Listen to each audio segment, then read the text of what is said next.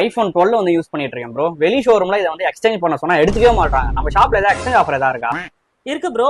8000 கொடுத்தா ஐபோன் 13, 13000 கொடுத்தா ஐபோன் 14, 25000 கொடுத்தா ஐபோன் 15 ப்ரோ. இது எல்லாமே வாரண்டியோட தரோம். அது இல்லாம complimentary temper, pouch, original adapter, கேபிளோட. என்ன ப்ரோ சொல்றீங்க, உண்மையாவா?